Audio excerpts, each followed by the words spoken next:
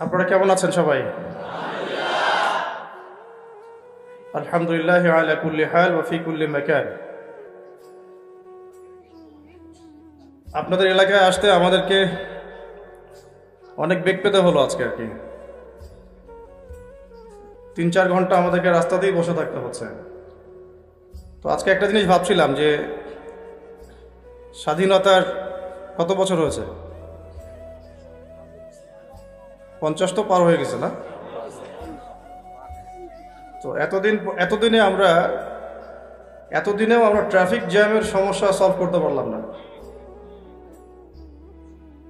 সুবহানাল্লাহ।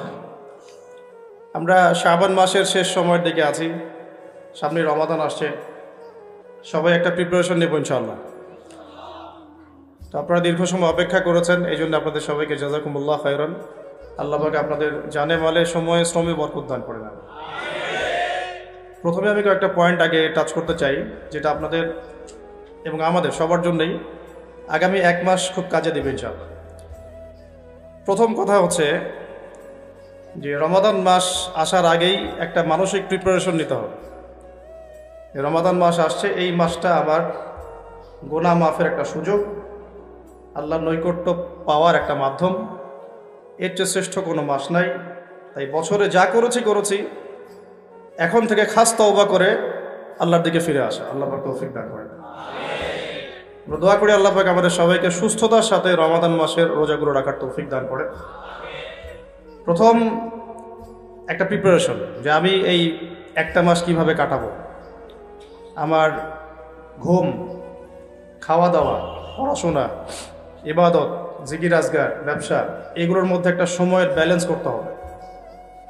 রমাদান মাস আসার আগেই সরফে সালেহীন তারা কি করতেন? তারা দুনিয়ার কাজগুলোকে কমিয়ে ফেলতেন। রমাদান মাস আসার আগেই চেষ্টা করা উচিত 1 মাসের দুনিয়াবি যে ব্যস্ততা, এটাকে কমায় ফেলা। এর জন্যে যদি সম্ভব হয় বড় বড় বাজারগুলো আগে করে ফেলা উচিত, যাতে 1 মাস আপনাকে দুনিয়াবি কাজের জন্য খুব বেশি ব্যস্ত হতে না হয়। রমাদান নষ্ট করে দেয় আমাদের দুনিয়াবি ব্যস্ততা, আর লাইলাতুল কদর নষ্ট করে দেয় মহিলারা। কিভাবে? শেষ দশকে বেশি বেশি ইবাদত করার কথা, শেষ দশকে আপনি দেখবেন মার্কেট ভর্তি মহিলা দিয়ে। তো এর জন্য আমরাও দায়ী, কারণ আমরা তাদের হাতে আমাদের উপার্জনগুলো তুলে দেই এবং শেষ দশকে তারা যা ইচ্ছা তাই করে মার্কেটে গিয়ে। তো এই জন্য রমাদান নিয়ে আমার যতগুলো চিন্তা বা লেকচার আছে, এর মধ্যে এটা একটা নতুন একটা বিষয় আমার মাথায় আসছে আলহামদুলিল্লাহ, যে রমাদান আসার আগেই দুনিয়াবি যত ব্যস্ততা এগুলো কমায় ফেলা উচিত। এমনকি ঈদের যে বাজারঘাট, আমরা যে সদাই পাতি বাজারঘাট করি ঈদের, এইটাও যদি সামর্থ্য থাকে তাহলে এখনই করে ফেলা উচিত, যাতে আমি রমজান মাসে ফারেক থাকি শুধু আল্লাহর ইবাদতের জন্য।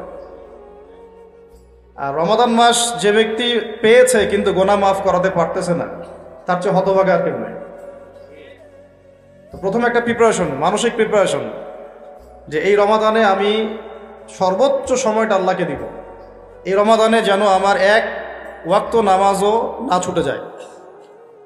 এরপরে আমি চেষ্টা করব রমাদান মাসে জামাতে নামাজ পড়ার জন্য, যেটা আমরা অনেক সময় করি না বা করতে পারি না। আল্লাহ পাক আমাদেরকে করার তৌফিক দান করে। পাখি যেমন সন্ধ্যাবেলা বাসায় ফেরে, ঠিক এইভাবে রমাদান মাসে আমরা আল্লাহর কাছে ফিরবো ইনশাআল্লাহ। মানে সকালবেলা পাখি বের হয়, সারাদিন কাজকর্ম করে, সন্ধ্যাবেলায় কোথায় ফেরে, এই দৃশ্য আমরা সবাই দেখি। তো রমাদান মাস আসে, বছরে আমরা বিভিন্ন দিকে চলে গেছি। কেউ নামাজ আগে পড়তেন, এখন বেনামাজি হয়ে গেছে। কেউ রমজানে ভালো ছিলেন গত রমজানে, এখন আবার আস্তে আস্তে ইমানের হালত কমে গেছে, আমল কমে গেছে। রমাদান মাসটা আসে যাতে আমরা ওই পাখিদের মতো আবার আল্লাহর কাছে ফিরে আসি। তো এই 1 বছর আমরা এদিক ওদিকে চলে গেছি। তো রমাদান মাস এসেছে আল্লাহর কাছে ফিরে আসার সময়। আল্লাহ পাক আমাদেরকে রমাদান মাসটাকে সর্বোচ্চভাবে কাজে লাগানোর তৌফিক দান করে দেন।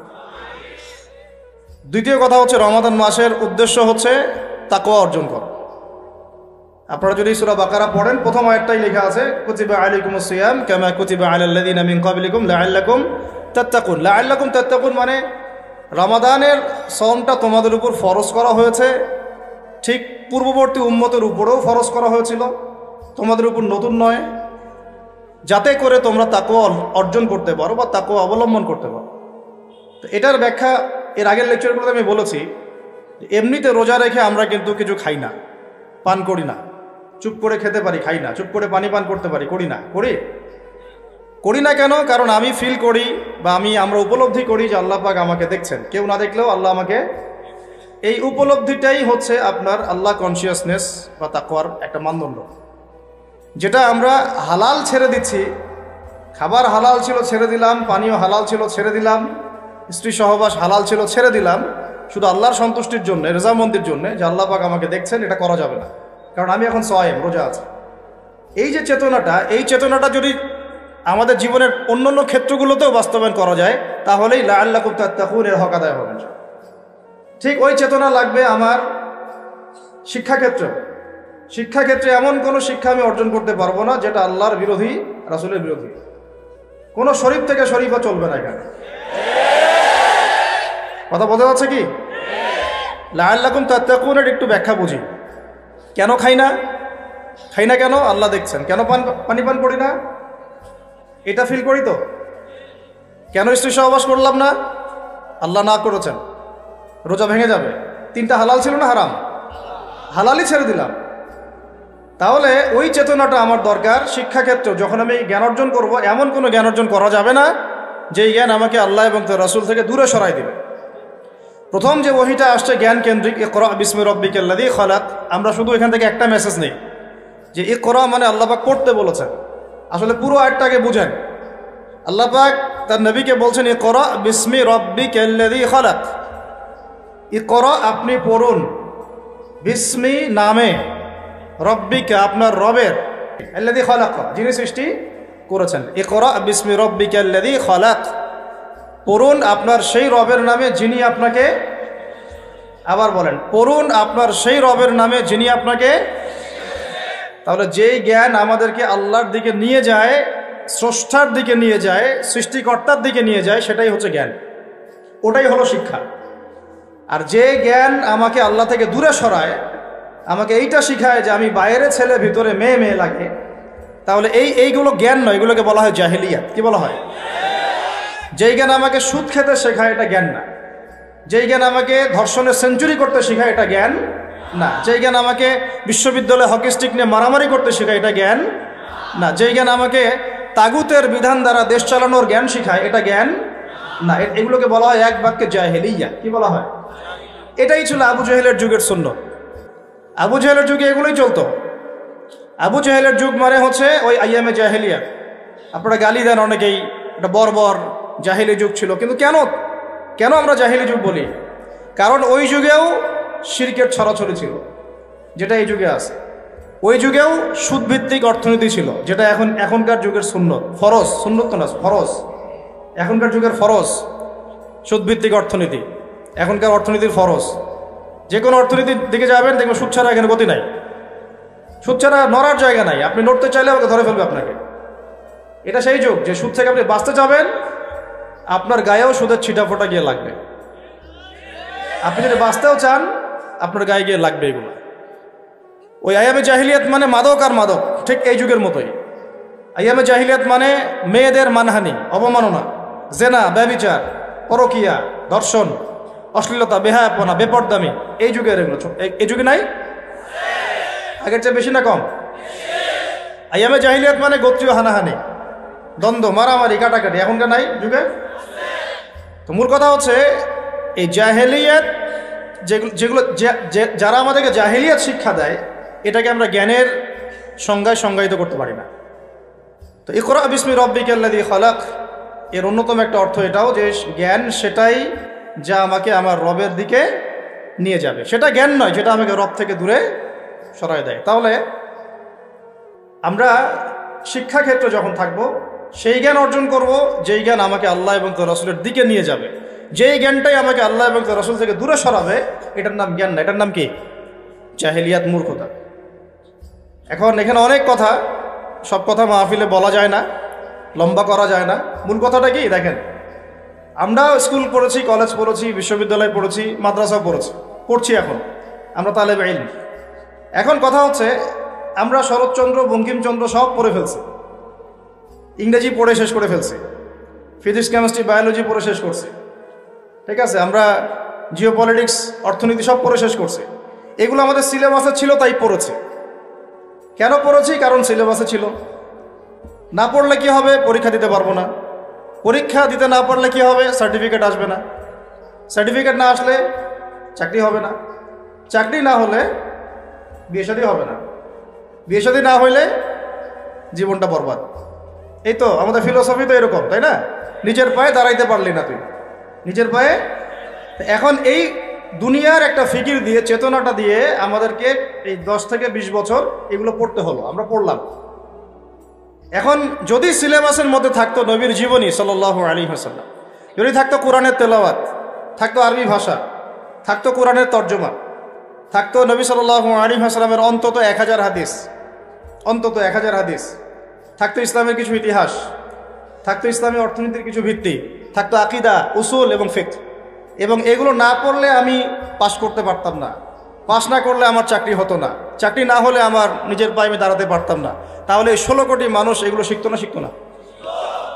বুঝতে পারতেছি শিক্ষানীতির মূল সমস্যা এখানে। এখানে ইসলাম বিবর্জিত একটা শিক্ষা ব্যবস্থা চালু করা হয়েছে। আর কিছু আইওয়াস শোডাউন দেখিয়ে দেওয়া হয়েছে, কিছু কিছু টুকরা টুকরা ইসলাম দিয়ে দেওয়া হয়েছে। এগুলো তো থাকলোই। টুকরা টুকরা ইসলাম তো অনেক দূরের কথা। এই কোরআন রমাদান মাসে নিয়ে যদি আমরা সবাই মসজিদের কোনায় বসে বসে এই কোরআন 30 দিনে 30 খতমও দেই, তবু কিছুই যায় আসে না। বুঝতে পারি না কথা। এই কোরআন নিয়ে যদি সবাই আমরা মসজিদের ভিতরে বসে থাকি, নামাজ পড়ি, তেলাওয়াত করি, তারাবি পড়ি, 30 দিনে 30 খতম দেই, ওই জালেমদের ওই কিচ্ছু যায় আসে না। এমনকি আমাদের সমাজের অভ্যন্তরে যে কাফের, ফাসেক, মুশরিক, মুনাফিক আর মুরতাদরা আছে, ওদেরও কিছু যায় আসে না। কিন্তু কখন যায় আসবে? যদি এই কোরআনের একটা বিধান খালি বাস্তবায়ন করা যাইতো, তাহলে যায় আসতো। রমজানে একটা আওয়াজ যদি কেউ তোলে, রমজানে আমরা চাই, এই রমজানে আমরা চাই অন্তত আল্লাহর কিতাবের অন্তত একটা বিধান সমাজে বাস্তবায়ন হোক। অন্তত একটা বিধান তো আছে এখানে শত শত। কত আছে? শত শত, হাজার হাজার, হাজার হাজার তো পারেন নাই, পারা যায় নাই, পারবেনও না, এটাও জানি। অন্তত একটা করে আপনারাই বাছাই করেন কোনটা। না, আমি একটা অপশন দিলাম যে ইসলামী শিক্ষা ব্যবস্থা চালু করা হোক, ইসলামী শিক্ষা ব্যবস্থা চালু করা হোক, ইকরা বিসমি রাব্বিকাল্লাযী খালাক, এর বাস্তবায়ন করা হোক। করা যায় না এটা? এই দাবি কেউ উঠাবে না। আমরা সেই স্তরের মুমিন নাই এখন আর। আমরা তিলাওয়াত করতে যাব, তরজমা পড়তে যাব, কিন্তু এগুলো বলতে যাব না। বলে নিজের কাঁধে বিপদ ডাকার কি দরকার? চেতনা এরকম আমাদের। কিন্তু আপনি সারা জীবন তেলাওয়াত করলেও কিছু যায় আসে না। ফাসেক, জালেম, মুশরিকদের কিচ্ছু যায় আসে না। যায় আসবে কখন? যখন চুরি করলে চোরের হাত কাটা হবে, তখন যায় আসবে। কখন? যখন কেউ মোরতাদ হয়ে গেলে ইসলামী সরকার তাকে মৃত্যুদণ্ড দিবে, তখন যায় আসবে।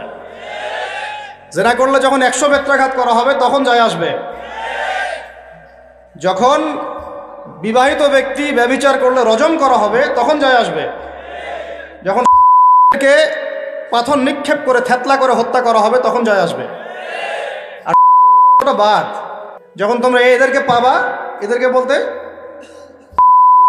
জেনাকার না, মানে যারা, এটা তো বোঝেন আপনারা, যারা হোমোসেক্সুয়াল, যারা ছেলে ছেলে জেনা করে, মেয়ে মেয়ে জেনা করে। ইযা ওয়াজাদতুমুহুম ফাকতুলুল ফাইলা ওয়াল মাফউলা বিহি। হে মুসলিম শাসকরা শোনো, তোমরা যখন এদেরকে পাবা, মুসলমানরা তোমরা যখন এদেরকে পাবা, তাহলে যে করেছে এবং যার সম্মতিতে করা হয়েছে, দুটাকে হত্যা করবে।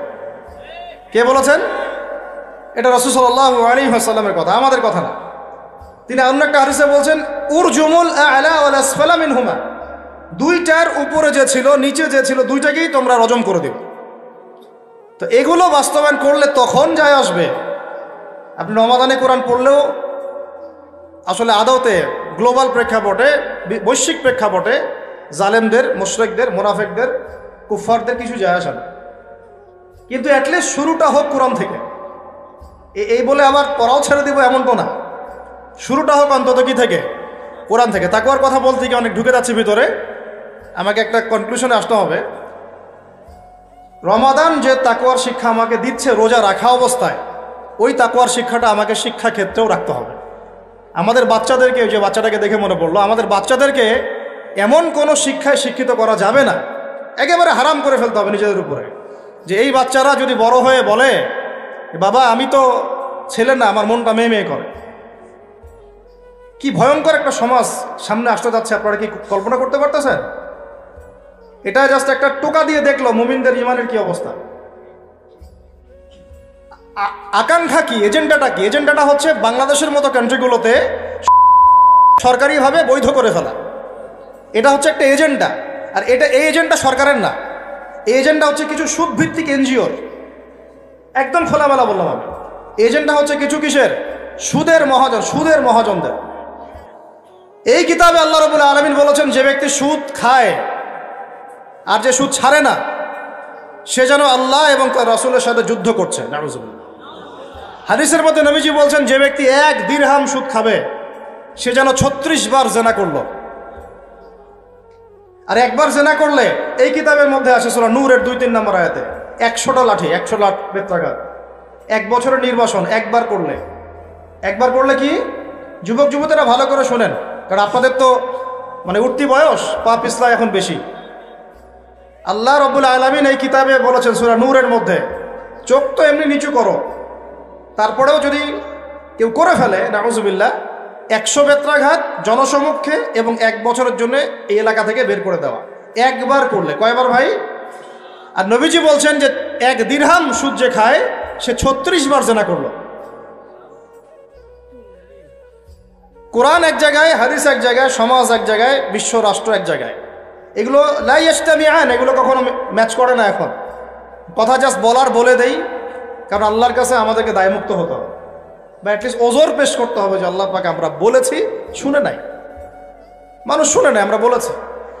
ওই হাদিসের কিতাবেই আছে, নবী সাল্লাল্লাহু আলাইহি ওয়াসাল্লাম বলেছেন, আপনারা সবাই হাদিসটা জানেন, আমি শুধু মনে করাই দিচ্ছি। আপনার নবী বলেছেন, মুহাম্মদ সাল্লাল্লাহু আলাইহি ওয়াসাল্লাম বলেন, সাল্লাল্লাহু আলাইহি ওয়াসাল্লাম, যে ব্যক্তি সুদ খায়, সুদের এই 70টা পাপের সবচেয়ে নিচের পাপ, সে যেন তার মাকে বিয়ে করল। একটু কল্পনার জগতেও কি আপনি যাইতে পারবেন যে আপনি আপনার মায়ের সাথে বিছানায় শুয়ে আছেন? নাউযুবিল্লাহ, আস্তাগফিরুল্লাহ। হ্যাঁ, কখনো কি কল্পনা আসতে পারবে এটা আপনার? বলেন, আমার কথায় মাইন্ড করতেছেন? মানুষকে বুঝাইতে পারি না আমি, এটা আমাদের ব্যর্থতা, আমরা বুঝাইতে পারি না। কিভাবে বললে মানুষ বুঝবে, এটা আমাদেরও বুঝে আসতেছে না। চিন্তার জগতে চোখ বন্ধ করে কি কল্পনা করতে পারবেন যে আপনি আপনার মায়ের সাথে নাউযুবিল্লাহ সেই কাজ করতেছেন যা আপনি আপনার স্ত্রীর সাথে করেন? পারবেন? আর নবীজি বলছেন, আপনার নবী, যে ব্যক্তি সুদ খায়, সুদের পাপের 70টা শাখা আছে, তার সবচেয়ে নিচের শাখাটাই হচ্ছে এইটা। আমরা এই 90% মুসলমানের দেশ না এটা এখন, এটা বরং এখন 50% মুনাফিকের দেশ। আর 90% মুসলমান নাই। মানুষ কাদিয়ানি হইতে হইতে, খ্রিস্টান হইতে হইতে এখন 80%ও নেমে আসছে মুসলমানের হার। আপনারা হয়তো জানেনও না, কারণ এইখানকার এলাকার মানুষ তো আপনারা বুঝবেন না। পার্বত্য অঞ্চলে যান, বর্ডার এলাকাগুলোতে যান, উত্তরাঞ্চলে যান, দেখবেন বহু মানুষ ইসাই মুসলিম হইতেছে দিন দিন, বহু মানুষ কাদিয়ানি হইতেছে দিন দিন, বহু মানুষ ধর্ম ত্যাগ করে খ্রিস্টান হয়ে যাচ্ছে, গ্রামের পর গ্রাম। অবস্থা ভয়াবহ। আর আমরা কি নিয়ে পড়ে আছি বলবো? ওই যে জোরে আমিন বলবেন না, আস্তে। হ্যাঁ, ওই যে আপনি পায়ে পা লাগাচ্ছেন কিভাবে, গোড়ালি মিলাবেন না কিনি আঙ্গুল মিলাবেন? আপনি হচ্ছে আরেকটা কি, হাত উঠানো নামানো, হাত বাঁধা না বাঁধা। আমাদের এক ভাই বলেন, উনিও মুফতি মানুষ, উনিও মাশাআল্লাহ অনেক বড় মুফতি বাংলাদেশের। উনি বলেন যে ভাই, আমার একটা জিনিস বুঝে আসে না, মানুষ তর্ক করতেছে, আমিন জোরে বললো না আস্তে বললো, তা আমি আমিন বলি নাই ভাই, আমি জোরেও বলি নাই আস্তেও বলি নাই। এখন কেউ আছে পৃথিবীতে, কেউ আছে জন্ম নিয়েছে যে আমাকে ফিকহের উসুল থেকে প্রমাণ করে দিবে যে আমার নামাজটা হয় নাই? উস্তাদ বলেন আপনারা, ফিকহের উসুল থেকে কেউ প্রমাণ করে দিতে পারবে যে আমার নামাজটা হয় না? আমি কিন্তু আমিন বলিই নাই। আপনারা তর্ক করতেছেন কি নিয়ে, জোরে না আসতে নিয়ে? আমি বলিই নাই ভাই আমিন, আমার নামাজ কি বাতিল হয়ে যাবে? চিন্তা করছেন যে বিশ্ব কোন জায়গায়, রাষ্ট্র কোন জায়গায়, সমাজ কোন জায়গায়, ফিতনা কত গভীরে, আর আমরা কি নিয়ে পড়ে আছি? মানুষকে এগুলোতে ব্যস্ত রাখার জন্য কিছু মানুষ ইচ্ছাকৃতভাবে পিছনে লাগিয়ে দেওয়া আছে, মুসলমানদের মাঝে বিভক্তি লাগানোর জন্য। এটা একটা সূক্ষ্ম এজেন্ডা, আপনারা বুঝতে পারতেছেন না। কয়দিন আগে দেখেন নাই শুনে কথা হয়েছিল, এখন ঠান্ডা, সব চুপচাপ, মুখে একদম চুপ, কোনো কথা নাই। তারপরে আসলো শিক্ষা নীতি নিয়ে আমরা কথা বললাম, এখন চুপ, সব চুপ, কোনো কথা নাই। তারপরে নিয়ে অনেক সরব ছিলাম, একদম চুপ, কথা নাই। এখন আস্তে আস্তে অন্য অন্য মাসালা, এখন কথা হবে 8 টাকা আর 20 টাকা নিয়ে। ঠিক আছে, রমজান আসছে, রমজানে যে লাআল্লাকুম তাত্তাকুন, জীবনের সব ক্ষেত্রে তাকওয়া অর্জন করো, ওই শিক্ষা তো আপনি আলোচনায় আনবেন না, কারণ আপনাকে ব্যস্ত রাখবে 8 টাকা আর 20 টাকা। আর কিছু ফেসবুকের ইউটিউবার আছে, ওর দরকার ভিউজ, ও একজনের সাথে আরেকজনকে লাগাই দিবে। হ্যাঁ, একটা টাইটেল দিবে, অমুক আলেমের বিরুদ্ধে যা বললেন তমুক আলেম, আলেমে তখন একটা দ্বন্দ্ব, আমার ব্যাপারে এই কথা বললো, আমিও একটা কথা বলে দেই। আমরা যে ভাই এত কমন সেন্সিং জাতি হয়ে গেছে দিন দিন, এগুলো দেখতে দেখতে আমরা খুবই বিব্রত এবং খুবই হতাশ।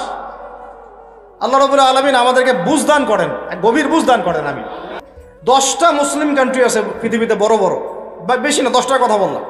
এই 10টা কান্ট্রি যদি একসাথে হয়, এদের সামরিক সৈন্যের সংখ্যা, অস্ত্রের সংখ্যা, আপনার ওই রাষ্ট্রের মজুদকৃত গ্যাস এবং তেলের পরিমাণ, জিডিপি, এগুলো ওই পশ্চিমা বিশ্বের 25টা কান্ট্রি একসাথে হইলেও পারবে না। কিন্তু আল্লাহু আকবার, কিন্তু এই 10টা কান্ট্রিকে আপনি একসাথে বসাইতে পারবেন না। এখন পর্যন্ত একসাথে একটা ফোর্স গঠন করতে পারলো না, বিরুদ্ধে কোনো ব্যবস্থা নিতে পারলো না, কোনো চাপ প্রয়োগ করতে পারলো না, ইভেন পণ্যটুকু বয়কট করতে পারলো না, গ্যাস বন্ধ করতে পারলো না, তেল সাপ্লাই বন্ধ করতে পারলো না।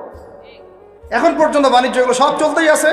আর আমরা তো মাশাআল্লাহ পড়ে আছি, বাংলাদেশের মানুষ আমিন, ফাতিহা, সূরা ফাতিহা, আমিন, জানাজার নামাজ, রফুলিয়া দেন পায়ে পা, আর কি 8 টাকা 20 টাকা, আমাদের তো ভাই দিন এইটুকু। আর এইটুকু ঠিক না হলে আমার আকীদা সহি হচ্ছে না, তাই না বিষয়টা?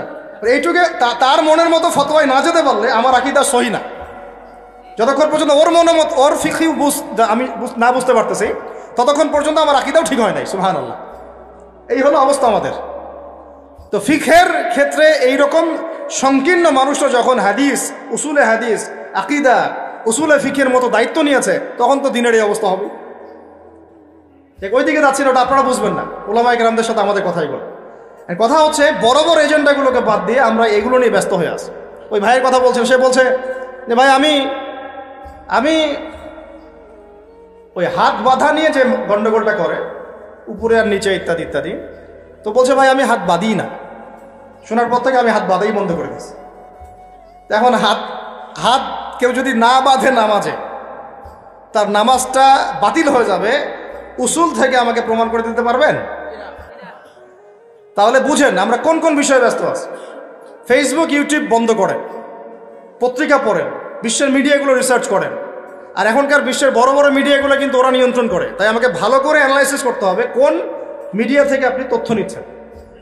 ওরা যদি আমার একটা মূলনীতি মেনে চলে, ওরা যদি কাউকে বলে এ মিথ্যাবাদী, ধরে নেবেন সে সত্যবাদী। বুঝতে পারেন এই কথা? ওরা যদি কাউকে বলে অমুক মুসলিম সন্ত্রাসী, বুঝে নেবেন এই মুসলিম জান্নাতে যাইতে পারে ইনশাআল্লাহ। ওরা যদি কোনো মুসলমানকে বলে এরা মৌলবাদী, বুঝবেন এরাই পাক্কা মুসলমান। ওরা যদি কোনো দেশকে বলে এরা মোল্লা, বুঝবেন এরাই পাক্কা মুসলমান। মানে এটা সেই যুগ যে সত্যকে মানুষ মিথ্যা বানাবে, মিথ্যাকে কি করবে? সত্য বানাবে। এটা কিতাবুল ফিতান পড়েন, বুঝবেন। এদেরকে আমি এইভাবে মানদণ্ডে রেখে দিয়েছি। যদি বলে অমুক খারাপ, বুঝবেন ভালো না, ও ভালো। যদি বলে অমুক শান্তিতে নোবেল পাইছে, বুঝবেন এই বেটা বদের হাড্ডি। কথা বুঝতে পারছেন? ওই যে মিয়ানমারের একজন দিয়েছিল নোবেল, মনে আছে? হাজার হাজার মানুষরা মারলো, ওরে দিল শান্তিতে নোবেল। কি বুঝেন নাই? 1000টা মানুষকে মারার পরে ওকে দিল কিসে নোবেল? আর একজনকে দিয়েছে অর্থনীতিতে নোবেল, সে বাংলাদেশের সুদ চালু করছিল। কি চালু করছিল? বাংলাদেশের গভর্নমেন্ট আবার এটা বুঝে ফেলছে, বুঝে ওকে আর স্পেস দেয় নাই, আলহামদুলিল্লাহ। এখন ও গিয়ে আমেরিকার যারা প্রভু ওর আছে তার পা ধরা শুরু করছে, আমাকে একটা স্পেস দাও। সে কয়েকদিন পর পলিটিক্যাল পার্টিও গঠন করবে, দেখে নিয়ে। এরকম প্ল্যানেও আছে, যে এগুলো যারা ঊর্ধ্বতন কর্তৃপক্ষ তারা বুঝতেছেন, সবাই বুঝবেন না, সবাই না বুঝলেও চলবে। শিক্ষিত মানুষও যদি বোঝেন আলহামদুলিল্লাহ, যথেষ্ট ইনশাল। এখন মূল কথা আসি ভাই, অনেক ভিতরে চলে যাই, রাতও অনেক গভীর হচ্ছে। আর আমাদের একটা বড় হায়াত খেয়ে ফেলতেছে ঢাকার রাস্তাঘাট আমাদের জীবনে একটা বড় হায়াত খেয়ে ফেলতেছে। 3 ঘন্টা 4 ঘন্টার ট্রাফিক জ্যাম আমাদের ডেইলি রুটিন হয়ে গেছে। কথা একটা আসলে বলে ফেলি, ট্রাফিক জ্যামে যদি পড়েন, ওই সময় তাসবিহ তাহলিলগুলো করবেন বেশি বেশি করে। ওই সময় বসে বসে এক পারা কোরআন তেলাওয়াত করে ফেলবেন, একটা লেকচার রেডি করে ফেলবেন, একটা বই পড়ে ফেলবেন, সময়টা কাজে লাগাবে। আজকে ট্রাফিক জ্যামে বসে আমি যা দেখলাম, আপনাদের শুনলে চোখ চোখ ছানা পাড়া হয়ে যাবে।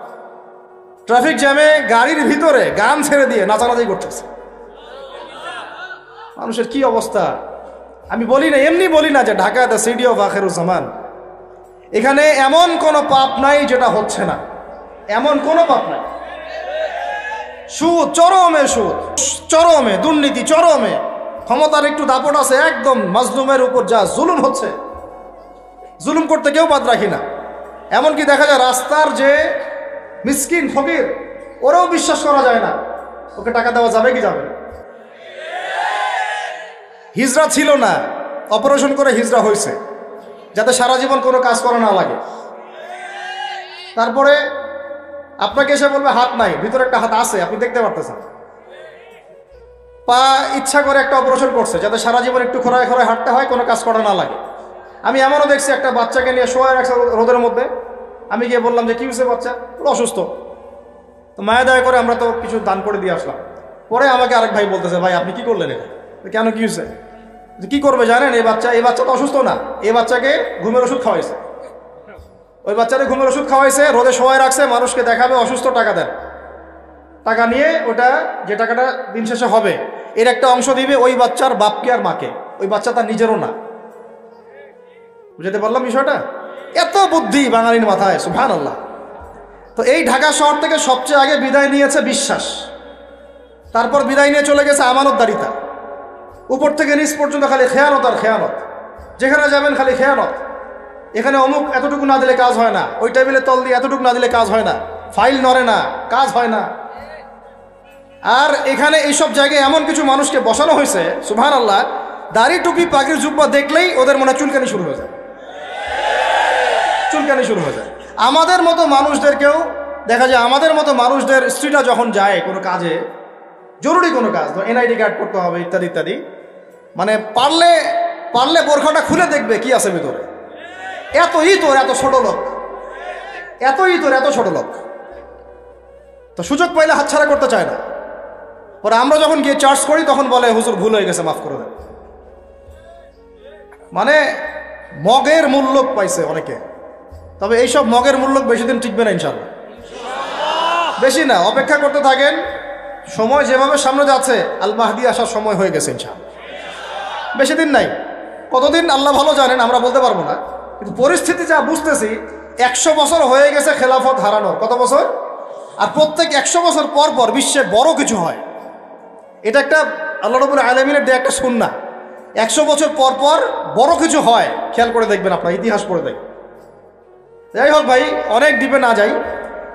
তাকওয়া শুধুমাত্র আমার রোজা রাখায় না, আমাকে শিক্ষা নীতি যেটা অবলম্বন করব সেখানেও তাকওয়ার পরিচয় দেওয়া লাগবে।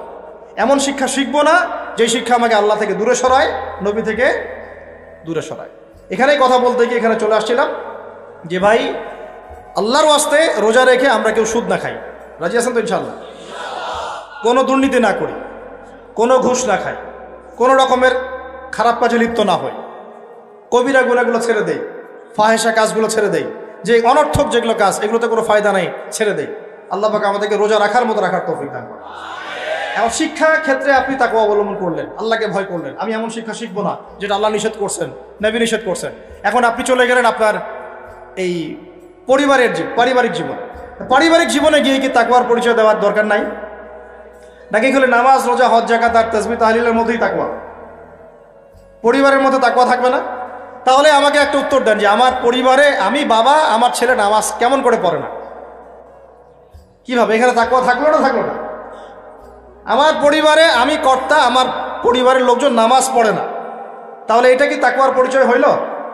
আমার পরিবারে আমি তাহাজ্জুদ গুজার আর নাউজুবিল্লাহ আমার বোন, আমার মেয়ে বেপর্দায় বাইরে চলে, তাকওয়ার পরিচয় হইল?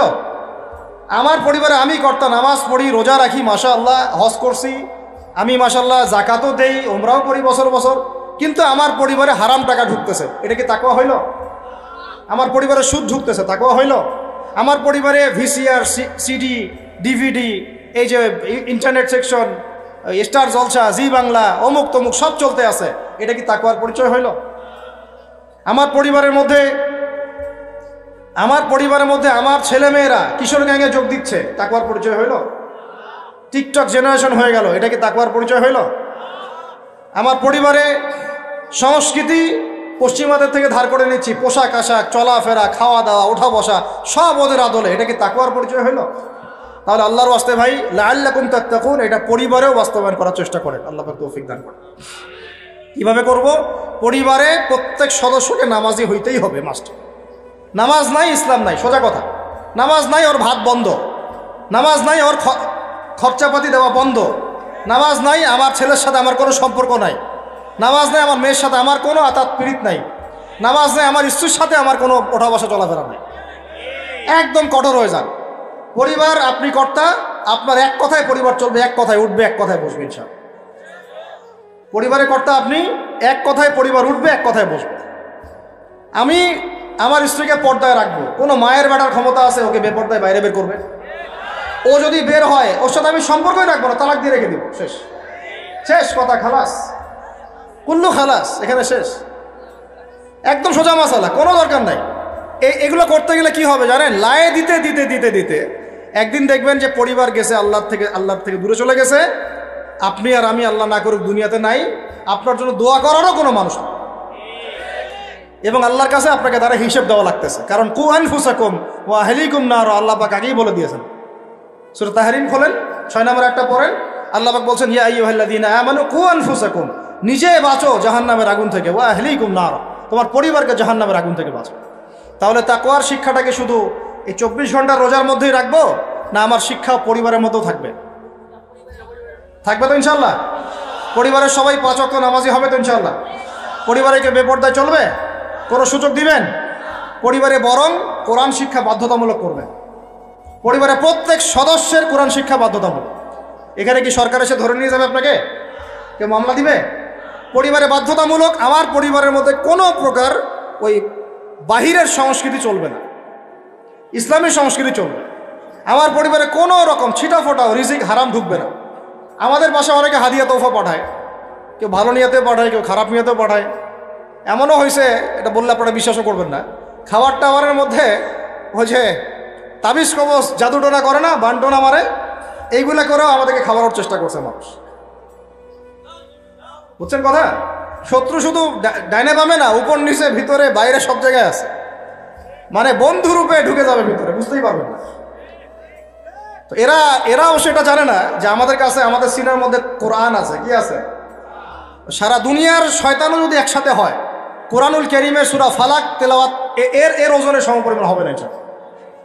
আপনি পড়বেন, কুল আউযু বিরাব্বিল ফালাক মিন শাররি মা খালাক ওয়া মিন শাররি গাসিকিন ইযা ওয়াকাব ওয়া মিন শাররি নাফফাথাতি ফিল উকাদ ওয়া মিন শাররি হাসিদিন ইযা হাসাদ। দেখবেন সব কেটে গেছে, কিচ্ছু করতে পারবো। তো বলতে চাচ্ছিলাম, আমরা বাসায় কিছু হাদিয়া আসলে আগে 3 বার জিজ্ঞাসা করে কে পাঠাইছে, কোত্থেকে আসছে। এটা তো বাসায় ছিল না, আমি তো কিনি নাই, আমি তো বাজার করি নাই, কে নিয়ে আসবে? হাদিয়া তোফা নেওয়ার ক্ষেত্রেও সাবধান থাকবেন, হারাম উৎস থেকে যেন হাদিয়া না ঢোকে। আমি মিরপুরের একজন ওস্তাদের কাছে একদিন একটা প্রয়োজনে গিয়েছিলাম। কওমি মাদ্রাসার একজন বড় মুবাল্লিগ আলেম, আমি নাম বলতে চাচ্ছি না, অনেক বড় একজন আলেম। তিনি হজের সফরে গিয়েও বাহির থেকে কোনো খাবার কিনে খান না। সুবহানাল্লাহ। খাবার নিয়ে যায় সাথে করে, আর যদি খেতেই হয় তাহলে ফল খায়। কি খায়? ফলমূল খায়, জুস খায়। যেটা কোনো ধরেন মুরগি বা খাসি বা গরু, এগুলো সে খায় না। আমি জিজ্ঞাসা করলাম, ওস্তাদ কেন খান না? উনি বলছেন যে আমি তো জানি না এটা আল্লাহর নামে জবাই করা হয়েছে না আল্লাহর নাম ছাড়া জবাই করা হয়েছে।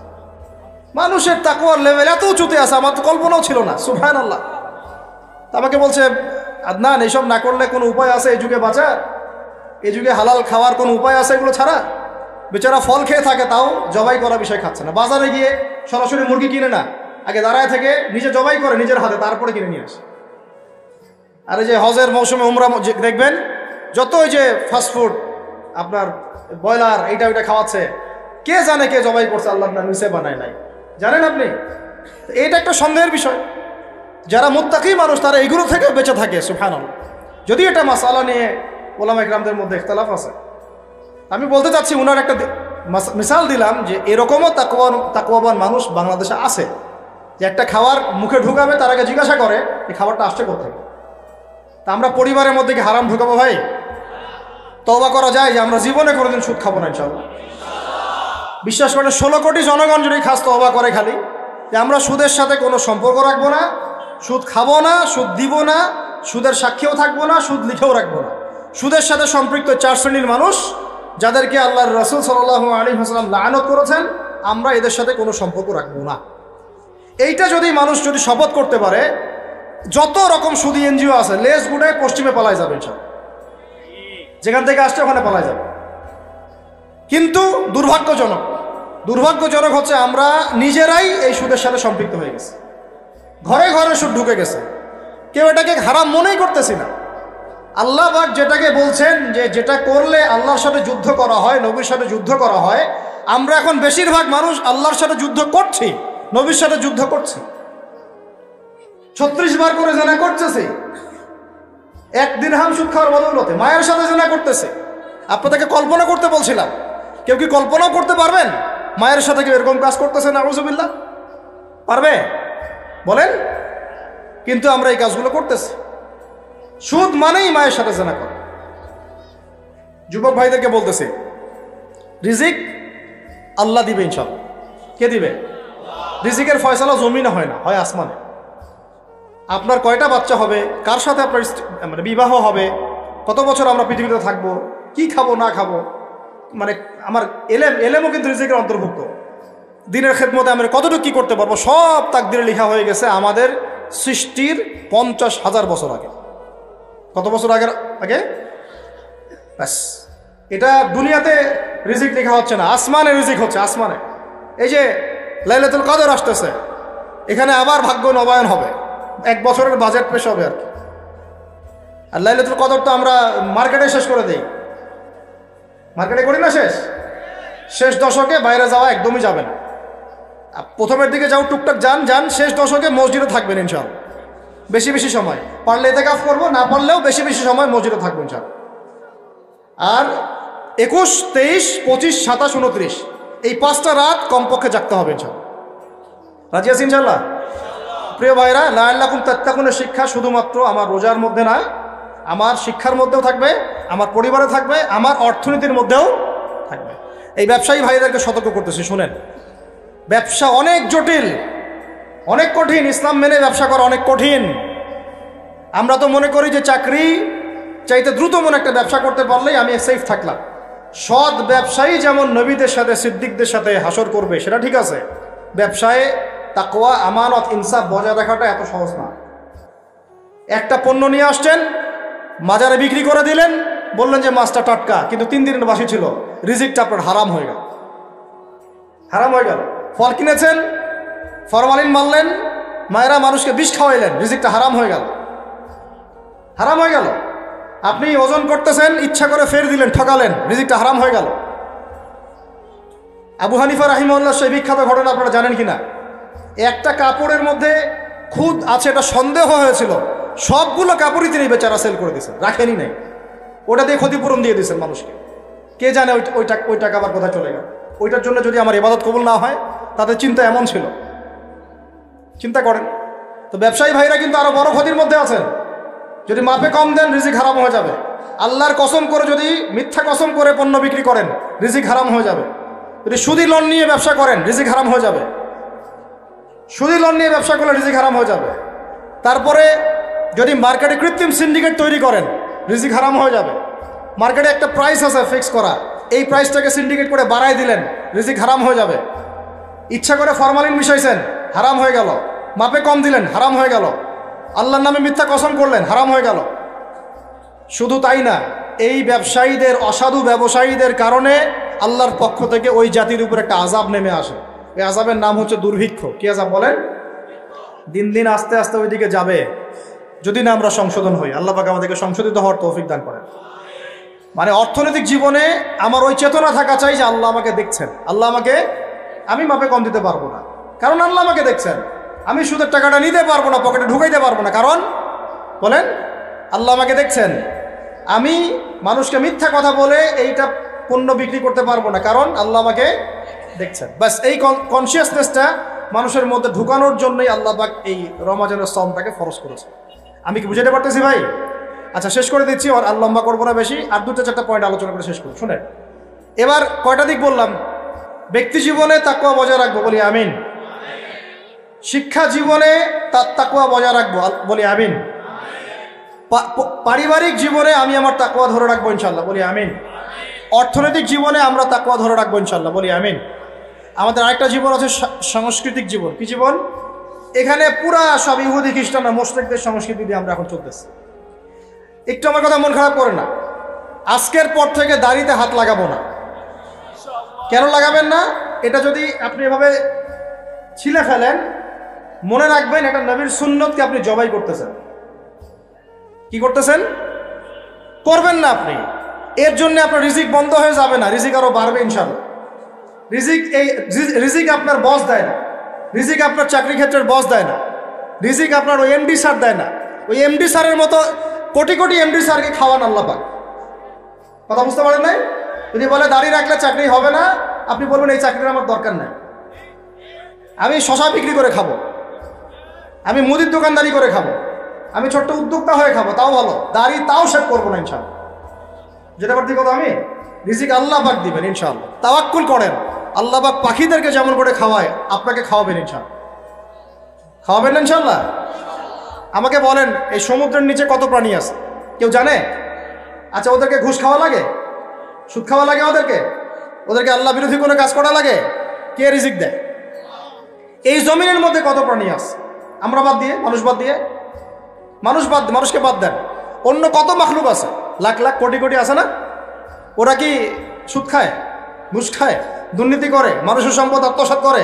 ওদেরকে কে খাওয়ায়? শুধু মানুষ আর জিন, এই দুইটা জাতি আছে যারা নিজেদেরকে মনে করে আমরাই রিজিকের মালিক। নাউজুবিল্লাহ। না মনে করলে তো আপনি ভয় করতেন না, আপনি মনে করতেছেন ভিতর থেকে যে আমি যদি এটা রাখি তাহলে আমার চাকরি চলে যাবে গা, আর চাকরি চলে গেলে আমার তো আর বউ বাচ্চা খাইতে পারবে না। মানে বউ বাচ্চার খাওয়ারের দায়িত্ব মনে হয় আপনার নিজের। মনে করেন আল্লাহ না করুক, কথার কথা, মনে করেন আল্লাহ না করুক যে বাংলাদেশে বড় কিছু হয়ে গেছে, বাংলাদেশ থেকে ধরেন 5 কোটি মানুষ নাই, গায়ে হইতে পারে না? পারে না। ওই যে যারা ওখানে 5 তলা 6 তলায় গিয়েছিল খাবার খাইতে, ওরা কি জানতো যে এরপরে এখানে পুরো মরতে হবে? জানতো? তো হঠাৎ করে আল্লাহর গজব আসতে পারে না? আর গজব ডাকার তো সব পদ্ধতি আমরা এখন অবলম্বন করে ফেলছি। গজব আসে শিরকের কারণে, শিরক দিয়ে ভর্তি হয়ে গেছে। গজব আসে হচ্ছে সুদের কারণে, সুদ দিয়ে ভর্তি হয়ে গেছে। গজব আসে হচ্ছে বেহায়াপনার কারণে, বেলাল্লাপনা, বেহায়াপনা, মানে পর্নোগ্রাফি, জেনা, ব্যভিচার ভর্তি হয় নাই? মেয়েরা ছেলেদের পোশাক পরে হাঁটতেছে রাস্তাঘাটে, ঘুরতেছে না? হায়া লজ্জা সব উঠে গেছে। তারপরে গান বাজনা বাদ্যযন্ত্র, এটা গজব নাজিলের কারণ, বাড়ছে না? কিছু বলতে গেলে আপনাকে শাসাই দিবে উল্টা, আপনাকে শাসাই দিবে, এরকম একটা অবস্থা। তারপর একটা হচ্ছে গজব নাজিল হওয়ার, সেটা মাপে কম দেওয়া, ওই কমে সোহাইবের মতো মানুষের সম্পদ অন্যায়ভাবে ঠকায় খাইতো। এগুলো আমরা করি না? মানে শিরক, কুফরি, কেবর, অহংকার, জেনা, ব্যভিচার, মদ পান, সুদ, এগুলো আমাদের মধ্যে ছড়াই গেছে না যায় নাই? এমনকি সমকামিতাও তো ছড়ায় নাই। এখন আবার লিঙ্গ পরিবর্তন করে মানুষ ট্রান্সজেন্ডার হইতেছে, ইত্যাদি ইত্যাদি, নাউজুবিল্লাহ। আর আল্লাহ পাকের বিধান, কোরআন বাদ দিয়ে তো তাগুতি বিধান চলতেই আছে না? এগুলোতে আল্লাহ পাকের শাস্তি কত কাছে মনে হয় আপনাদের? যে কোনো সময় আসতে পারে না?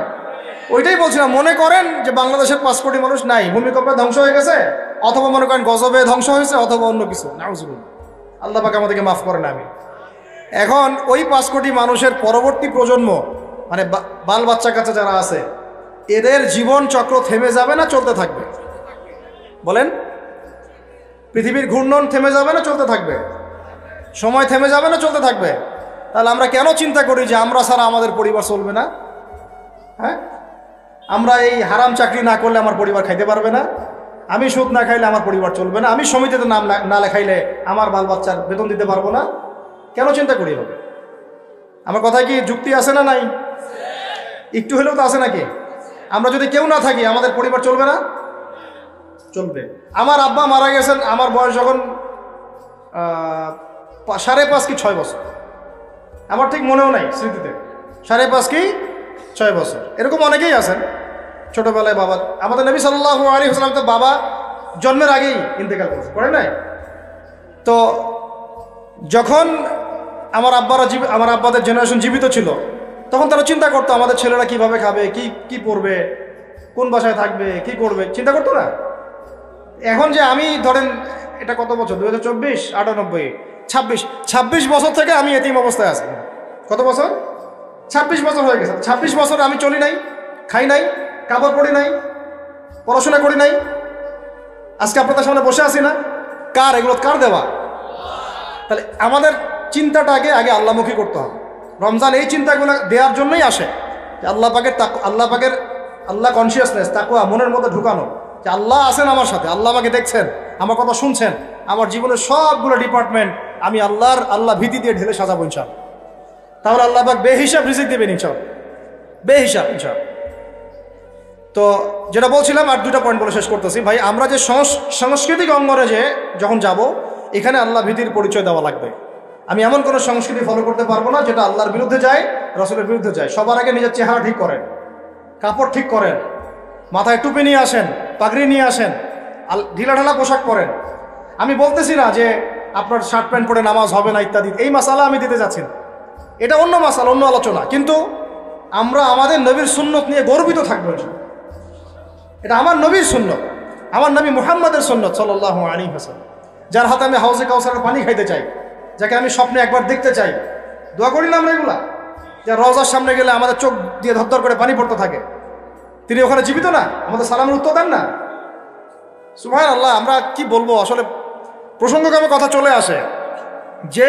যেই মানে জমিনে নবী সাল্লাল্লাহু আলাইহি ওয়াসাল্লাম শুয়ে আছেন, সাহাবায়ে আজমাইন শুয়ে আছেন, এখন ওইখানে দেখতেছি যে 70টা সিনেমা হল চালু হয়ে গেল। কি একটা অবস্থা! সুবহানাল্লাহ। আল্লাহর ভয় কোথায় কোথায় চলে গেছে। এবং বলিউড, হলিউড সব সিনেমা হচ্ছে, গান বাজনা হচ্ছে, মানুষ দেখতেছে মদের বার ওপেন করা হচ্ছে, মানে পশ্চিমা আদলে ঢেলে সাজাতে যাচ্ছে সব কিছু। হ্যাঁ, আর এগুলোর বিরুদ্ধে 2-4টা লাইন বললে আমাদেরকে বলবে এদের আকীদা ঠিক নাই, হ্যাঁ, মানহাজ ঠিক নাই। হ্যাঁ, সুবহানাল্লাহ। তোমাদের মতো দালালি মানহাজের আমাদের দরকারও নাই। যেই মানহাজ তোমাকে সত্য কথা বলতে শিখায় না, ওইটা আবার কিসের মানহাজ? ইবনে তাইমিয়ার নাম ভাঙে খাচ্ছ তোমরা। আর ইবনে তাইমিয়া রাহিমাহুল্লাহ 5 বার জেল খাটছেন। কয়বার? 4-5 বার জেল খাটছেন। বেচারার তো জিন্দেগি জেলেই চলে গেছে। তার ছাত্র ইবনুল কাইয়্যিম, তার নাম ভাঙায় খাও তোমরা। ইবনুল কাইয়্যিম রাহিমাহুল্লাহ, তার ওস্তাদের যে মহব্বত, তার মহব্বতে তিনি নিজেও জেলে ঢুকে গেছিলেন। সুবহানাল্লাহ। তো সহিহ আকীদা কি? যে আকীদা কোরআন এবং সুন্নাহর আলোকে আপনাকে সত্যি কথা বলতে শেখায়, এটা সহিহ আকীদা। আর যে আকীদা কোরআন এবং সুন্নাহর সত্য কথাগুলো আপনাকে বলতে বাধা দেয়, মুনাফিকদের পক্ষপাতিত্ব করতে শেখায়, ঘুরিয়ে ফিরি ইহুদিদের পক্ষে কথা বলতে শেখায়, ওইসব সহিহ আকীদা শেখারও আমাদের দরকার নেই। তো নবীকে মহব্বত করতে হবে। নবীকে মহব্বত করার সবচেয়ে বড় নিদর্শন হচ্ছে আমি তার সুন্নত মেনে চলি কিনা। তার মতো উঠি, তার মতো বসি, তার মতো ঘুমাই, তার মতো খাই। খাওয়া তো বাদ, আমাদের তো খাওয়ার টেবিলে আমরা হেরে গেছি। নবীজি বলেছেন 1 পেট খাও, আমরা খাই 7 পেট। কয় পেট? আমরা খাওয়ার টেবিলে হেরে গেছি। আমার ওস্তাদ একটা কথা বলেন, যে মুসলমান খাবার টেবিলেই হেরে যেতে পারে, এরা কোশ্চিনকালেও জিহাদের মাঠে জিততে পারবে না।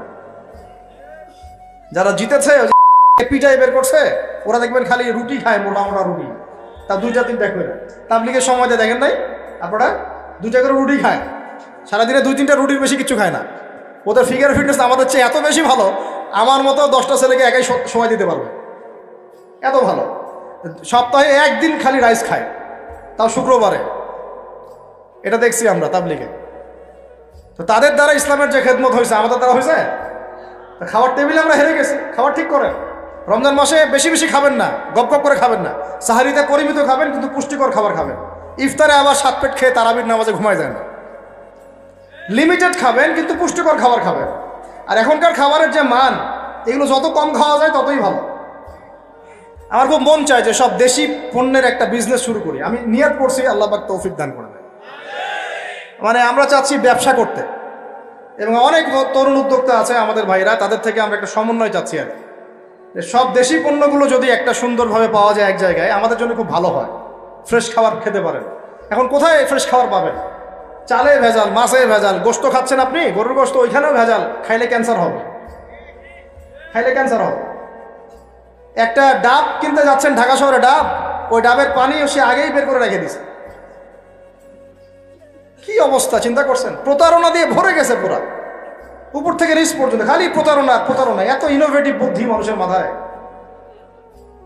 বিশ্বাস হারাই গেছে শহর থেকে, প্রতারণা হারাই গেছে, প্রতারণা উঠে মানে আমানত উঠে গেছে, প্রতারণা নিয়ে ভর্তি হয়ে গেছে।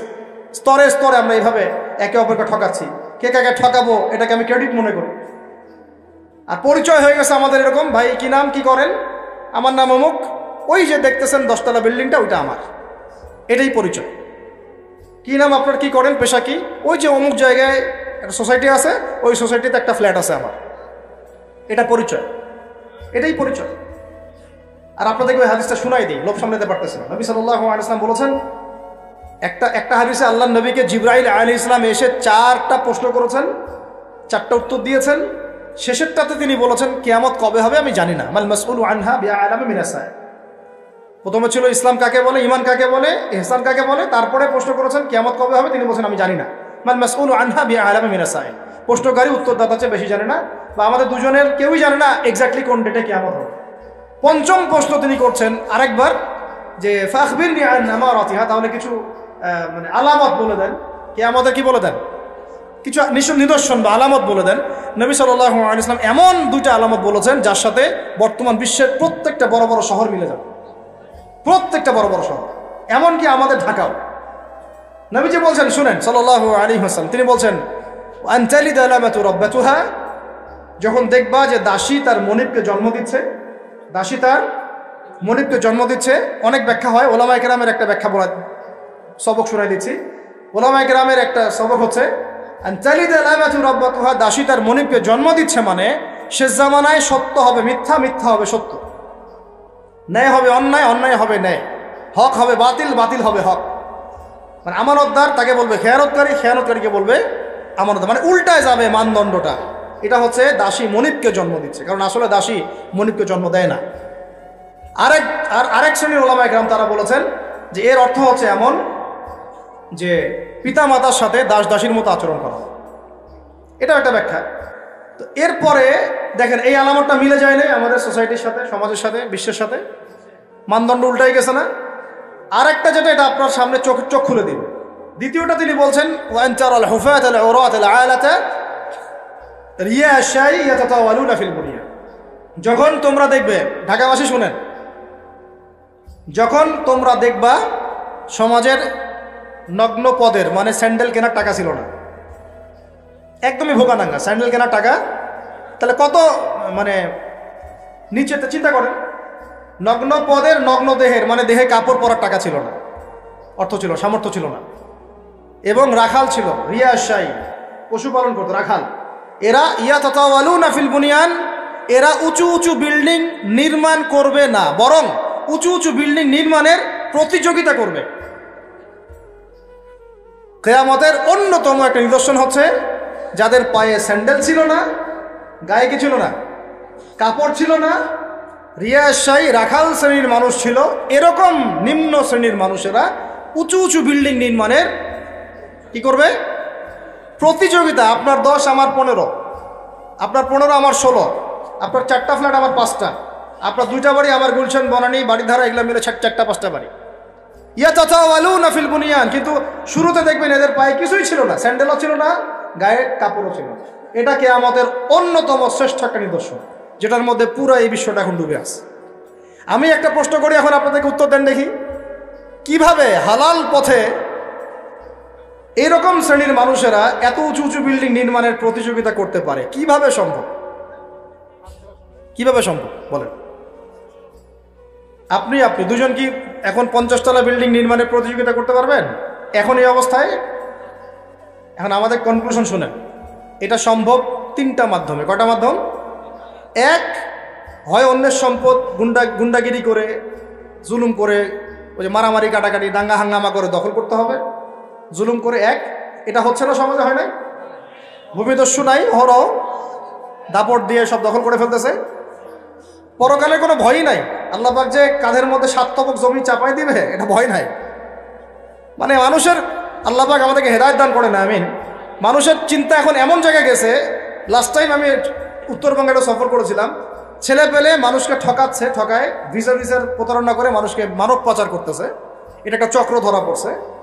তো এই চক্রের একজনের সাথে আমাদের একদিনই ভাইয়ের কোনোভাবে একটা কথা হয়েছে, দাওয়াত দিচ্ছে, সে মসজিদে নামাজ পড়তে আসছে, জিজ্ঞাসা করছে কি করেন, বলছে আমরা এরকম ভিসা টিসা এগুলো ব্যবসা করি। তো বলছে এগুলো তো হারাম, তা আপনাকে আল্লাহকে ভয় করে না, ভয় লাগে না? বুঝছেন কথা? তাদের কথাটা এরকম, আমরা জানি ভাই আমরা জাহান্নামে যাবো, নাউজুবিল্লাহ। মানে চিন্তা করছেন কথাটার লেভেলটা কি? আমরা তো জানি ভাই আমরা জাহান্নামে যাবো, মানে মেনেই নিছি আমরা, নাউজুবিল্লাহ। তো এই অবস্থায় চলে আসছে। তো এইভাবে মানুষের জমি দখল করে হতে পারে একটা পদ্ধতি। দুই হচ্ছে সুদের মাধ্যমে। কিসের মাধ্যমে? সুদের মাধ্যমে। এটা হচ্ছে একদম জাজল্যমান একটা মিসাল হতে পারে এই যুগের জন্য। এর মধ্য দিয়ে নগ্ন পদের নগ্ন দেহের মানুষরা উঁচু উঁচু বিল্ডিং নির্মাণ করতে পারে। প্রত্যেকটা বড় বড় বিল্ডিং এর পিছনে ইটের পিছনে প্লাস্টারের পিছনে একেবারে রডের পিছনে সুদ আছে আর সুদ আছে। এমনকি আমি ধরেন যে একটা জায়গায় ভাড়া থাকি, ফ্ল্যাট নিয়ে একটা ভাড়া থাকি, ওই ভাড়া তো আমাকে দিতে হচ্ছে না? ওই ভাড়া হয়তো দেখা যাবে ফ্ল্যাট মালিকরা যারা আছে ওরা নিয়ে ওদের সুদের লোন শোধ করতেছে। এটা সেই যুগ হয়ে গেল যে আমি সুদ থেকে বাঁচতে চাচ্ছি, কিন্তু কোনো না কোনোভাবে আমিও জড়াই যাচ্ছি। বুঝাতে পারতেছি না মনে হয়? আপনি খাচ্ছেন না, কিন্তু আপনাকে আপনার রিজিককে পুঁজি করে আপনি সমর্থন করতেছেন, বা আপনাকে করতে হচ্ছে, বাধ্য হয়ে যাচ্ছেন আপনি। আর একটা ওয়ে হতে পারে, সেটা হলো একটা কি হতে পারে বলেন? আমি তো একটা বলে দিলাম, একটা বললাম অন্যায় দুর্নীতির মাধ্যমে, একটা হচ্ছে কি সুদের মাধ্যমে, একটা হচ্ছে জুলুমের মাধ্যমে। কিসের মাধ্যমে? জুলুমের মাধ্যমে অন্যের সম্পদ আত্মসাৎ করে উঁচু উঁচু বিল্ডিং নির্মাণ করা সম্ভব। তাহলে এখন আমাকে বলেন, এই পুরো সিচুয়েশনের মধ্যে আমরা পড়ে আসি না নাই? তাহলে আমরা কি আমাদের একটু রমজান মাসে নিজেদের নিয়ে ফিকির করা উচিত না, যে আমরা যে পরিস্থিতির মধ্যে আছি এটাকে বোঝার চেষ্টা করা উচিত। এরপরে যে পাপগুলো চারপাশে চলতেছে এগুলোতে ভয় পাওয়া উচিত। কোন দিন আল্লাহর গজব নেমে আসে, এখান থেকে নিজে থেকে বাঁচিয়ে রাখা উচিত, মানে সর্বোচ্চ চেষ্টা করা উচিত দূরে থাকা, এবং একই সাথে এগুলোকে সংশোধনের জন্য ফিকির করা উচিত। এই সংশোধন একা একা হবে না, এই সংশোধনের জন্য দরকার ব্যক্তিগত উদ্যোগ, উলামা কেরামের পদক্ষেপ, তাদের ঐক্য, মসজিদ মাদ্রাসার ভূমিকা, সর্বোপরি রাষ্ট্রশক্তির একটা ভূমিকার দরকার আছে। আমি বুঝাই একটা জিনিস আপনাকে। এই যে জুব্বাটা আমি পরে আছি, এটা মনে করেন আপনি হাতে তৈরি করেন, হাতে তৈরি করেন। যে টেইলার আছে না আমাদের, হাতে তৈরি করেন পাঞ্জাবি, আর আপনার একটা জুব্বা তৈরি করার ফ্যাক্টরি আছে। উৎপাদন কোনটার বেশি হবে বলেন? যে হাতে তৈরি করে ও বেশি উৎপাদন করতে পারবে, না যে ফ্যাক্টরি দিয়েছে সে বেশি উৎপাদন করতে পারবে? ইসলামী রাষ্ট্র হচ্ছে এরকম একটা ফ্যাক্টরি, যেটা চাইলে অনেক অনেক বেশি ভালো ভালো প্রোডাক্ট জনগণকে খুব দ্রুত সময় দিতে পারে। আমি দাওয়া দিয়ে যতটুকু ইসলাম এবং সংশোধন করতে পারবো, একজন ওমরের মতো রাষ্ট্রপ্রধান চাইলে পুরো সমাজটাকে অনেক সহজেই সংস্কার করতে পারবেন। এই জিনিসটার ঘাটতি আছে না নাই? আমরা দোয়া করি আল্লাহ পাক আমাদের প্রত্যেক এলাকার মেম্বার, চেয়ারম্যান, এমপি, মন্ত্রী যারা আছে সবাইকে ইসলামের সহি বুঝ দান করেন, তাদের সবাইকে ইসলামের জন্য কাজ করার তৌফিক দান। তারা যদি সৎ উদ্যোগ নিতে পারে সমাজের এই সমস্যাগুলো কেটে যাবে। আর আমরা বয়ান করে, দাওয়াত দিয়ে, মাহফিল করে কতটুকুই বা আমরা কাজ করতে পারবো? কতটুকু করতে পারবো? বেশি করতে পারবেন না। আল্লাহ পাক আমাদের সবাইকে এই রমাজানে পরিশুদ্ধি অর্জন করার তৌফিক দান করেন। আর একটা খালি ডিপার্টমেন্ট বলে শেষ করব, আমরা আমাদের ব্যক্তি জীবন তাকওয়ার মানদণ্ডে ঢেলে সাজাবো ইনশাআল্লাহ, আমাদের ইবাদত বন্দেগী ঢেলে সাজাবো ইনশাআল্লাহ, আমাদের অর্থনীতি, পরিবার ঢেলে সাজাবো, সংস্কৃতি ঢেলে সাজাবো। আর সংস্কৃতির মধ্যে আমরা নবীর সুন্নতের বাইরে যাবো না ইনশাআল্লাহ। পশ্চিমাদের, ইহুদিদের, মুশরিকদের কোনো সুন্নতের উপর আমল করবো না ইনশাআল্লাহ। তাহলে ঘরে ঘরে কি এখন গান বাজনা বাজবে? তা বন্ধ করবেন। তারপরে ঘরে ঘরে কি স্টার জলসা, জি বাংলা আরও বাড়বে? আমাদের মা বোনদেরকে বুঝাবেন, মাঝে মাঝে কঠোর হবেন।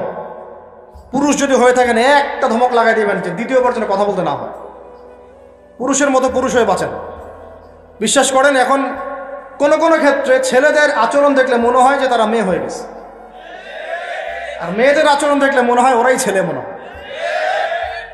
ওদের কথার ভয়েস, গলার ভয়েস, চলার ধরন, দাপট সব ছেলেদের মতো। আর ছেলেটা কি করে জানেন? ফেসবুকে বসে মেয়েদের মতো চুলাচুলি করে, কামড়াকামড়ি করে, কমেন্টে বসে বসে। মাঠে এসে লড়তে পারে না, কিন্তু মাঠে লড়তে পারবে না, সামনাসামনি আসতে পারবে না। ও ফেসবুকে শেষ, ওইখানে একেবারে গালি গালাস করে ধুয়ে রেখে দিতে চাই। ওই কথাটাই সামনাসামনি বলার মতো বুকের পাঠা নাই। কিন্তু কথা বুঝতে পারছেন? আমাদের ছেলেদের গায়রত, ব্যক্তিত্ব ছেলেদের মতো হওয়া উচিত। পরিবারটা আমরা কন্ট্রোল করবো ইনশাআল্লাহ। আমার মেয়ে আমরা বেঁচে থাকতে আমাদের মেয়েরা বেপর্দা বাইরে যাবে না, আমরা বেঁচে থাকতে আমাদের স্ত্রীরা বাইরে বেপর্দা যাবে না, পারা যাবে না ইনশাল্লাহ। আর মা এবং বাবাদের প্রতি কঠোর হওয়া যাবে না। অনেক পরিবারে মা বাবা কথা শোনে না, আমরা জানি, তখন তাদেরকে বোঝাতে হবে, দাওয়াত দিতে হবে। তাদেরকে তো আপনি শাসন করতে পারবেন, শাসন করতে পারবেন না, বুঝাবেন। সবশেষ কথা হচ্ছে, এই রমাদান আমাদেরকে শিক্ষা দিবে যাতে আমরা ওই তাকওয়া আমাদের রাজনৈতিক জীবনেও বাস্তবায়ন করি, কারণ এটা আপনার জীবনের একটা গুরুত্বপূর্ণ অংশ। আল্লাহ পাক আপনাকে তৌফিক দিয়েছেন, ক্ষমতা দিয়েছেন, আপনি পলিটিক্স করছেন। এখানে কি আল্লাহ ভীতির কোনো জায়গাই নাই? হ্যাঁ, এখানে আল্লাহকে ভয় করার দরকার নাই নাকি এখানে আমি মানুষকে ভয় করব? কোনটা? আমি কি এখানে চাইলে একটা মানুষের ক্ষতি করে দিতে পারি, একটা মিথ্যা মামলা ধরা দিতে পারি? আমি চাইলে একটা মাজলুমের প্রতি, দুর্বলের প্রতি জুলুম করতে পারি? নাকি আল্লাহ পাক আমাকে যে দায়িত্ব দিয়েছেন এইটাকে আল্লাহর পথে কাজে লাগাবো? কোনটা করবো? এটাই হচ্ছে পলিটিক্যাল লাইফ। আপনারা অনেকে বলেন ইসলাম এক জিনিস, পলিটিক্স আরেক জিনিস, অথচ সূরা বাকারার শুরুর দিকে আপনি পাবেন ওয়াইয ক্বালা রাব্বুকা লিল মালায়েকা ইন্নী জাঈলুন ফিল আরদি খলিফা। আদম আলাইহিস সালামকে আল্লাহ পাক দুনিয়াতে পাঠিয়েছেন আল্লাহর কি হিসেবে? খলিফা হিসেবে। খলিফা কে? যে আল্লাহর খেলাফা বাস্তবায়ন করে সে। আল্লাহর খেলাফা কি? আল্লাহর বিধান অনুযায়ী সমাজ চালানোই হচ্ছে আল্লাহর খেলাফা। বুঝাতে পারলাম না? আদম আলাইহিস সালাম কি হিসেবে এসেছেন? উত্তর, খলিফা হিসেবে। খলিফা কাকে বলে? যে আল্লাহর খিলাফা বাস্তবায়ন করে। আল্লাহর খিলাফা কি? আল্লাহর বিধান দিয়ে আল্লাহর জমিন শাসন করা, এটাই খিলাফা। তাহলে ইসলামে পলিটিক্স নাই? শুরুতেই তো পলিটিক্যাল কনসেপ্ট পাচ্ছেন আপনি। আমরা সবাই আল্লাহর খলিফা নই? আমরা সবাইকে আল্লাহর খলিফা না? আল্লাহর খলিফা হিসেবে আমাদের দায়িত্ব কি? শয়তানের বিধান বাস্তবায়ন করা না আল্লাহর বিধান বাস্তবায়ন করা? এটা হলো আমাদের পলিটিক্যাল হেদায়েত কোরআন থেকে। আল্লাহ রাব্বুল আলামিন আমাদের সবাইকে কথাগুলো বোঝার তৌফিক দান করুন। শেষ করার আগে আমরা একটু নিয়াত করি, এই রমাদানে ইনশাআল্লাহ আমরা সময়কে সর্বোচ্চ মূল্যায়ন করব ইনশাআল্লাহ। 1 2 নাম্বার, মানসিক, শারীরিক, আত্মিক প্রস্তুতি নিব যে রমাদান আসতেছে, একটা গোল্ডেন অপরচুনিটি আমার সামনে আসতেছে ইনশাআল্লাহ। 3 নাম্বার, এই রমজানে আমার প্রধান পাঠ্য বই হবে আল কোরআন, কারণ শাহরু রমাদানাল্লাযী উনজিলা ফীহিল কোরআন। এই রমাদান সেই মাস যে মাসে কি নাজিল হয়েছে? কোরআন নাজিল হয়েছে। তো আল্লাহ পাক আমাদের সবাইকে রমজান মাসে বেশি বেশি কোরআন তেলাওয়াত করার তৌফিক দান করেন, কোরআনের অর্থ পড়ার তৌফিক দান করেন, এর আদেশ মানার তৌফিক দান করেন, এর নিষেধ ছাড়ার তৌফিক দান করেন, কোরআনের দাওয়াত মানুষের কাছে পৌঁছানোর তৌফিক দান করেন এবং কোরআনের সমাজ বাস্তবায়নের তৌফিক দান করেন। 4 নাম্বার হচ্ছে, রমাদান মাসে আমরা একেবারে ভরপেট খাবো না ভাই, ঠিক আছে ভাই? নিয়াত করলাম তো ইনশাআল্লাহ। পুষ্টিকর খাবার, পরিমিত খাবার এবং ফ্রেশ খাবার। পুষ্টিকর খাবার, পরিমিত খাবার এবং ফ্রেশ খাবার। এর বাইরে গেলে আপনি ফিজিক্যালি দুর্বল হয়ে যাবেন, যে আমরা দুর্বল হয়ে গেছি এখন এই ভেজাল খাইতে খাইতে। প্রতিদিন আমরা বিষ খাচ্ছি, বিষ। কেমনে যে আমরা বাইচে আছি আল্লাহই ভালো জানে, সিরিয়াসলি বলতেছি। খাবারের যে অবস্থা, কেমনে যে আমরা বাইচে আছি আল্লাহই ভালো জানে। এই অধিদপ্তরগুলো যারা নিয়ন্ত্রণ করেন তারা যদি আইনের সুশাসন নিশ্চিত করতে পারতেন, মোবাইল কোর্ট বসায় বসায় ওমরের মতো শাস্তি দিতে পারতেন, কারো সাহস ছিল না খাবারে ভেজাল ঢুকায়।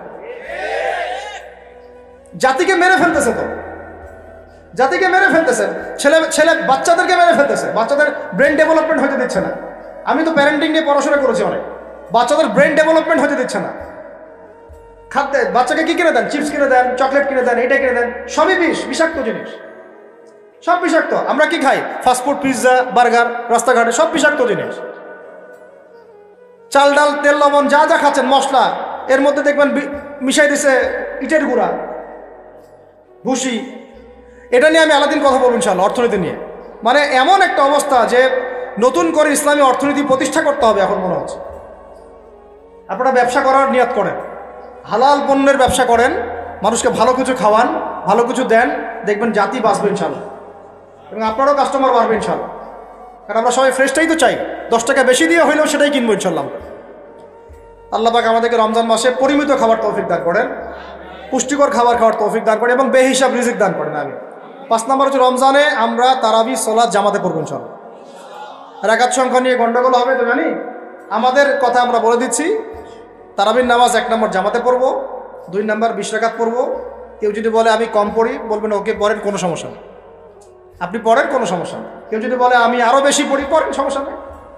40 রাকাত পড়েন আপনি, কোনো সমস্যা নেই। আমরা 20 রাকাত পড়ি, জামাতে পড়ি, কিন্তু সমস্যা তখন হবে যখন আপনি বলবেন আমাদের 20 রাকাতটা বেদাত। যদি এই কথাটা বলেন তাহলে সমস্যা হবে, তখন আমাদের সাথে মাদ্রাসায় বসতে হবে। আর আমি তো বলছি মাদ্রাসায় এরা বসবে না, কোথায় বসতে চাই? অনলাইনে।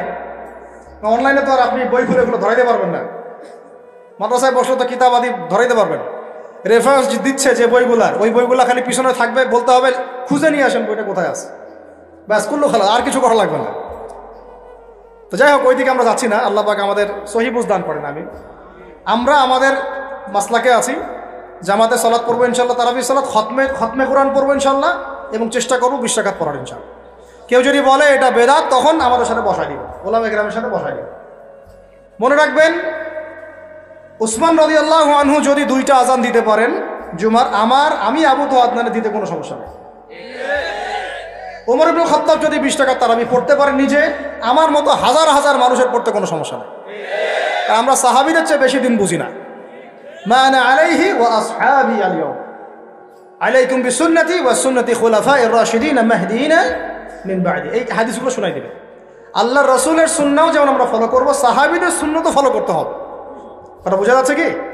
সাহাবীরা হচ্ছে মানদণ্ড আমাদেরকে, নবীকে পাওয়ার মানদণ্ড কারা? সাহাবীরা। সোজা কথা, এটা নিয়ে তো বাহাসের কিছু নাই। সাহাবীদেরকে বাদ দিয়ে আপনি নবীকে মানতে পারবেন কিভাবে? বলেন কথা। আব্দুল্লাহ বিন ওমর, আব্দুল্লাহ বিন মাসউদ রাদিয়াল্লাহু আনহুম আজমাইন, আবু বকর, ওমর, ওসমান, আলী রাদিয়াল্লাহু আনহুম আজমাইন, তাদের চেয়ে কি আমরা ইসলাম বেশি বুঝবো? কখনো এটা সম্ভব? তাদের মধ্য দিয়ে আমরা নবী সাল্লাল্লাহু আলাইহি ওয়াসাল্লামকে অনুসরণ করব, ব্যাস, সিম্পল। এটা হলো খায়রুল কুরুন। আল্লাহ পাক আমাদেরকে কথাগুলা দিলের কান দিয়ে বোঝার তৌফিক দান করেন। 6 নম্বর কথা হচ্ছে, ভাই, রমজান মাসে বেশি বেশি মানুষকে ইফতার করাবেন। রাজি আছেন তো ইনশাআল্লাহ? 7 নম্বর, রমজান মাসে সমস্ত ফরজিয়াত আদায় করব, স্পেশালি নামাজের সাথে যাকাত। নামাজের সাথে ওই যে ব্যবসায়ীদের কথা তো বলছিলাম, বহু ব্যবসায়ী আছেন আপনারা, মিলসের মালিক, ফ্যাক্টরির মালিক, ইন্ডাস্ট্রির মালিক, যাকাত দেন না। হিসাব করে বের করেন যাকাত কত টাকা। একজনের যাকাত দিয়ে একটা গ্রামের মানুষকে খাওয়ানো যাবে? এই যাকাত না দিয়ে কবরে যায় না আল্লাহর ওয়াস্তে। সাপ ঠকাবে, সাপ। কি ঠকাবে? গলায় যে সাপ পেঁচাই দিবে আল্লাহ পাক। সূরা তাওবায় আছে, আমি এমনি বলছি না। সূরা তাওবায় না, নাকি অন্য একটা জায়গা? ভুলে গেল। এই রেফারেন্সটা ভুল হতে পারে, আমি পরে চেক করে দেখবো ইনশাআল্লাহ। সূরা তাওবায় আছে, এই সম্পদগুলোকে গলানো হবে। কি করা হবে? গলানো হবে। গলায়, যে মুখে, পিঠে, গায়ে, সব জায়গায় শেক দেওয়া হবে। আর সম্ভবত হাদিসে আছে যে হাদিসে আছে গলার মধ্যে সাপের আকার ধারণ করবে, কপালে ছোবল মারবে। নাউযুবিল্লাহ। হ্যাঁ, সূরা তাওবা না এটা? সূরা তাওবা, ঠিক আছে। এই যে স্মার্টফোন ব্যবহার করার, এগুলো কুফর। রেফারেন্স জীবনে ভুল হইতো না আমাদের।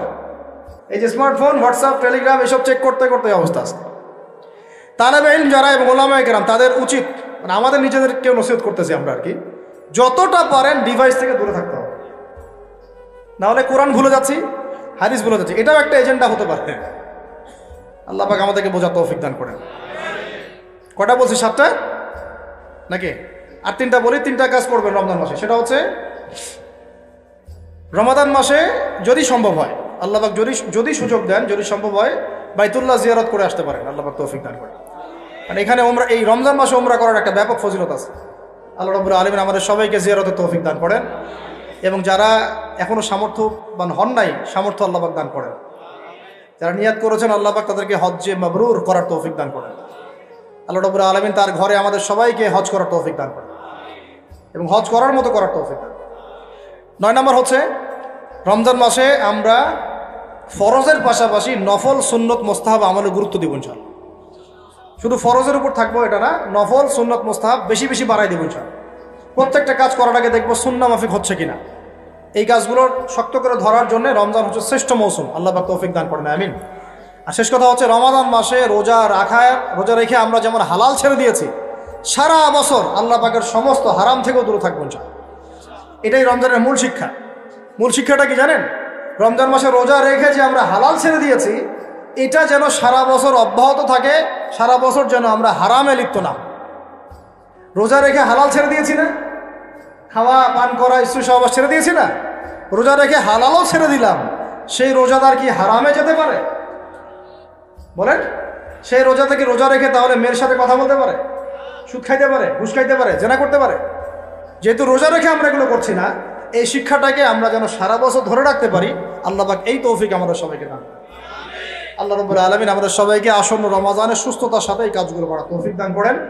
রমজানের যে মূল শিক্ষা লাআল্লাকুম তাত্তাকুন, এই তাকওয়াকে জীবনের সর্বক্ষেত্রে বাস্তবায়ন করার তৌফিক দান করেন। আল্লাহ পাক উলামায়ে কেরামদেরকে দীর্ঘ নেক হায়াত দারাজ করেন এবং আমাদের জাতির মধ্যে আল্লাহ পাক শান্তি শৃঙ্খলা দান করেন। আল্লাহ পাক আমাদেরকে ওমরের মতো শাসক দান করেন। আল্লাহ পাক আমাদের ব্যবসায়ীদের মধ্যে সৎ ব্যবসায়ী দান করেন। আল্লাহ পাক আমাদেরকে ইসলামী সংস্কৃতি মেনে চলার তৌফিক দান করেন। প্রত্যেকটা পরিবারকে আল্লাহ পাক জান্নাতি পরিবার বানায় দেন। আল্লাহ পাক আমাদের শিক্ষাক্ষেত্রে আমাদের যে সমস্যাগুলো হচ্ছে এগুলোকে সমাধান করার তৌফিক দান করেন এবং কোরআন এবং সুন্নাহ ভিত্তিক শিক্ষা অর্জন করার তৌফিক দান করেন।